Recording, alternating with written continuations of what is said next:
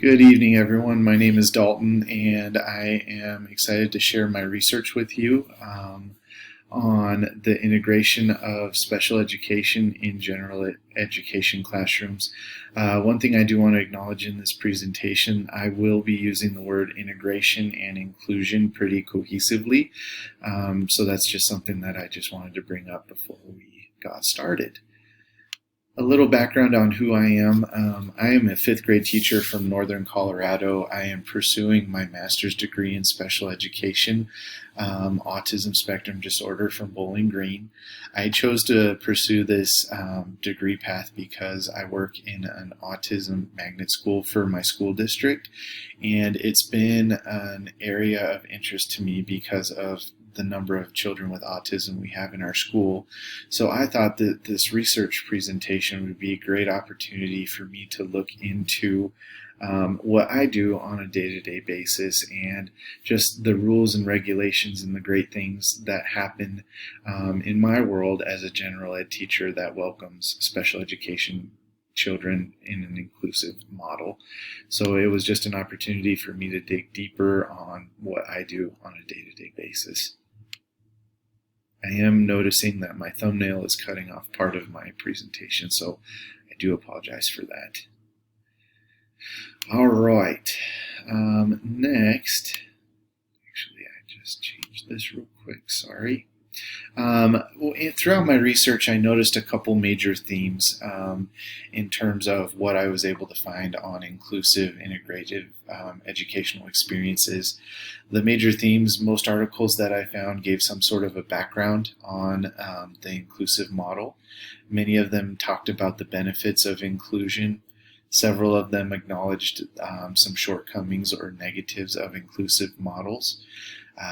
Many of the articles that I found acknowledged in some way the importance of teacher preparedness. Many brought up the lack of research in terms of inclusive education settings and how that looks for children. And then I did notice a really exciting trend. Many articles looked to the future and called for some more things to be happening and just acknowledged where they're hoping to see inclusive education go down the line. So what I did for this presentation, I took each one of these themes and I am bringing one of the articles that I found in my research to the theme, and I hope to go through as much of it as possible. So theme number one was the background of inclusive education. The article that I found was called "Does Integration Play a Role?" and it did a great job of summarizing national legislation that was put into play not that long ago in the great scheme of things. Specifically, my last bullet point, the Education for Handicapped Children Act of 1975, called EHA. And it did do a good job of bringing up local mandates and how those play a role in inclusive educational settings, whether it be from a state or school district level. It also gave really good background, this article, on how economics, politics, and some ideological issues do play a role in special ed integration. I never really considered the economic and political implications and how those can play a role in inclusion, but it was really interesting to read and think about those. I'm trying to move my thumbnail up so you can see this this image that I took from the article about the ideological arena, how it relates to policy, how it relates to practice, and how all of those pieces play a role in what we do in an inclusive classroom. So hopefully I was able to move the thumbnail and you could see that image. The next major theme of inclusion I found were the benefits. Many articles acknowledged the benefits of inclusive settings, but there was an article that was called essentially "The Benefits of Inclusive Education." And some of the big things that that article pulled out were the fact that children in those settings feel listened to, they feel valued, and then they feel reevaluated. And what I saw reevaluated means is they don't view themselves as a child in special ed first, they view themselves as a child first, and they're reevaluating the way they see themselves and think about themselves. Another benefit of inclusion was that the purposeful language and attitudes mean more than others. And what I took that as meaning is when we are thoughtful about our words and our actions, that will create the best benefit to all involved. The article did do a good job of explaining how children will grow from learning empathy, understanding, and being a part of an empathetic world and setting, and the great benefits from that. And it also did talk about the success for educators and students alike, that feeling of importance and value for both teachers and students. The next major theme I found was the shortcomings of inclusive education. One of the articles that I found was called Educational Psychologists Support Roles Regarding Implementation in Inclusive Education. The article did bring up the idea that there are a diverse view in the world on inclusive education. No two people are really going to be thinking of what inclusion is alike, and until inclusive learning environments are clearly defined, that will continue to be a problem. It also acknowledged the fact that there are many differing views on what would be considered successful or unsuccessful in the experience of an inclusive setting. What I feel is successful might not be successful to others, so we really do need clear-cut guidelines on what true inclusion actually is. It did talk about the impact of experiences on children and how that can lead to long-term negative side effects if their inclusive model did not go very well. And then it did talk about support services and how those can benefit or really hinder the fact that maybe an inclusive model is happening because of the lack of support services and the role that those could play in the setting. I do have a thinking question for everybody to think about as they're thinking about the idea of inclusion.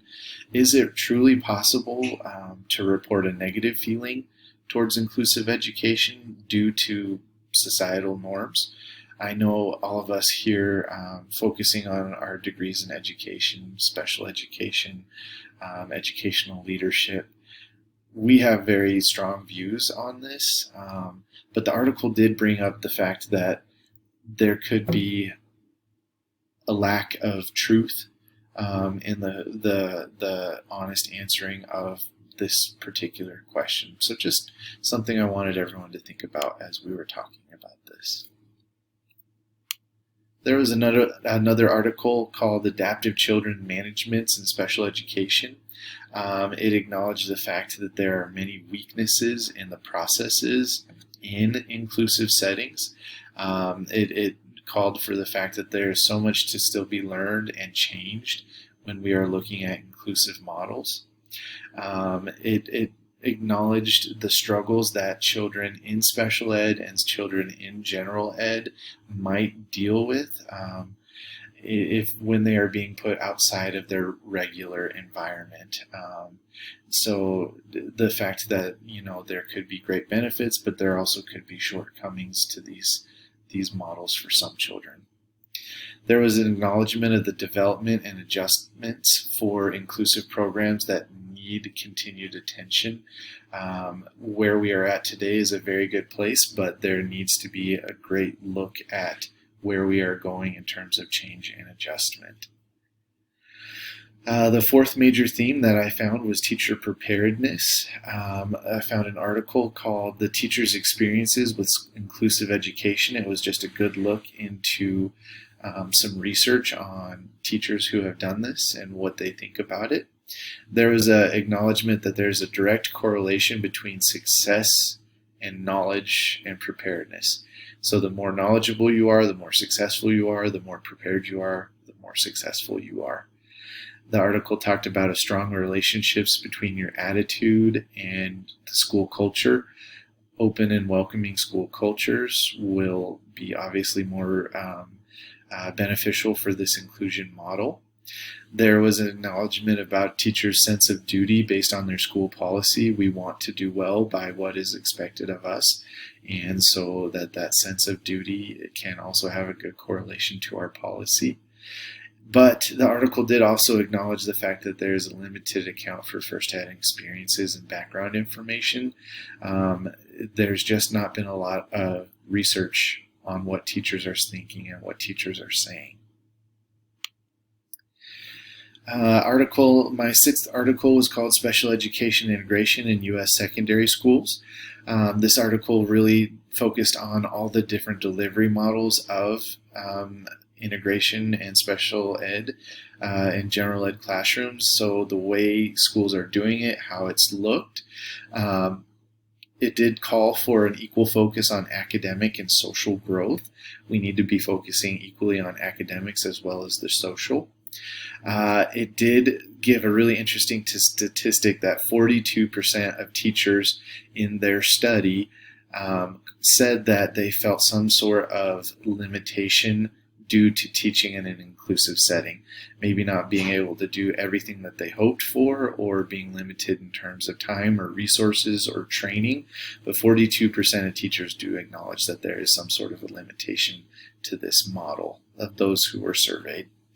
It did say that there was more information needed to be gathered due to the fact that this was just a secondary school research study and elementary and middle schools were left out. All right, my fifth major theme was the research in inclusion. I found an article called Thinking and Researching Inclusive Education Without a Banister. So this was a really great philosophy article because the writer focused on the idea of a banister, something that we hold on to get us from point A to point B, and maybe it would be a crutch. She called for no longer relying on theory, religion, or ideology, but for us to focus more on taking our hand off the banister and focusing on the human experience. She really wants us to be listening and visiting with children, understanding the perspectives of others and being able to put ourselves outside of our comfort zones. And then inclusion as events in practice. So it needs to be a cohesive piece of our experience. My final major theme for tonight is the future of inclusive classrooms, focusing on general ed and special education. And my final article that I want to talk to you about today was called The Identification of Positive Individual Qualities of Inclusive Education. This article called for great connections between personal and professional growth in terms of being a part of the special ed, general ed integration experience. It wants the future of inclusion classrooms needs to focus on empathy and compassion. I loved the word justice from the article. They used it many times. We in the future want justice for all of those involved and making sure that they receive the best educational experience possible. Motivation to success. We will be successful if we keep our eye on the great research and the great growth around these models. And then life value-based orientations. How can we take what we're learning from inclusive educational settings and use them to orient ourselves to our life and making meaning and value from what we've learned? Thank you for your time this evening. I really appreciate you listening to my research. If you have any questions or want anything clarified, please feel free to reach out. And I hope everyone's doing well, and thank you for your time.